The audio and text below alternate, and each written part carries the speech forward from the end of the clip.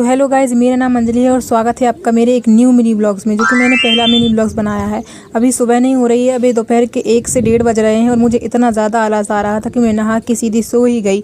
और जब उठती हूँ तो दोपहर हो जाती है और नीचे बड़ी मौसी आई हुई थी और मेरा मन हो रहा था कि मैं नीची मौसी के यहाँ जाऊँ और उनसे मिलूँ, लेकिन मेरी हालत कुछ इस तरह की थी कि मैं बता नहीं सकती। जैसे तैसे भैया मुझे जूझते और बढ़िया से मैंने पी के बढ़िया से तैयार हो गई और मेरा ठंडा ठंडा दिमाग भी हो गया है। अच्छे से तैयार होने के बाद मैं चली जाती हूँ बड़ी मौसी के यहाँ मिलने के लिए।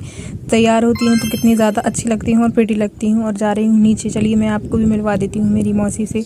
अभी मैं जा ही रही थी, पापा बोलने लगे कि कुर्सी अंदर रख दो, धूप में जल रही है, धूप में सड़ जाएगी। इस तरह से हमारी कई कुर्सी बर्बाद हो गई हैं, इसलिए मैं पापा की बात मानकर अंदर कुर्सी रख देती हूँ।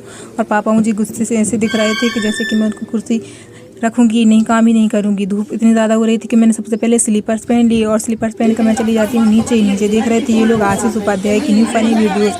मौसी, मम्मी और सारे बच्चे देख रहे थे आशीष उपाध्याय, और जाकर मैं भी वहाँ पे देखने लगी थी। और वो उन्होंने मुझे पैसों के नाम पे एक पर्ची दी थी जिसमें उनकी बेटी का नंबर लिखा था, लेकिन उनको तो पर्ची नंबर मिल ही नहीं रहा था। 2-3 पर्ची इसी तरह से मुझे देती गई, बट नंबर तो एक में भी नहीं मिल रहा था।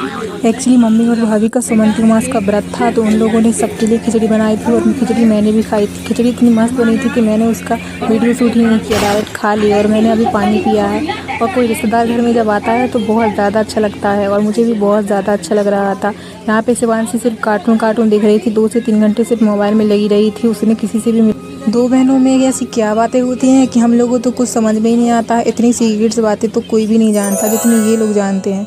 और मैं भी बहुत ज़्यादा थक गई थी। यहाँ पे मैंने इतने सारे ब्लाउज़ बिगाड़े हैं मम्मी के बता नहीं सकती। सारे के सारे न्यू अच्छे ब्लाउज़ मैंने बिगाड़ के रख दिए, क्योंकि मैं जब सीख रही थी तो न्यू ब्लाउज़ पर ही अपना रिसर्च कर रही थी। और ऐसे ब्लाउज़ मेरे इतने सारे बिगड़ गए कि मम्मी ने मुझे बहुत ज़्यादा डांटा है, क्योंकि वो जा रही थी बड़े मामा के इधर और उनको एक भी ब्लाउज़ नहीं मिल रहा था पहनने के लिए।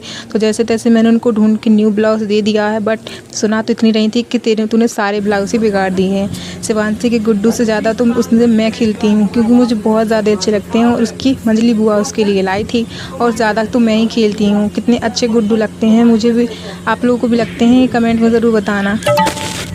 मेरे मोहल्ले के बच्चे आते हैं मेरी शिवांशी के साथ खेलने के लिए, और सुमंती मास का व्रत है और मेरी मम्मी का, इसलिए मम्मी बोलती हैं कि सब लोगों को माहौर लगा देते हैं। तो मैंने जल्दी से माहौर लगा दिया और यहाँ पे शिवांशी को मम्मी लगाने भी लगी थी।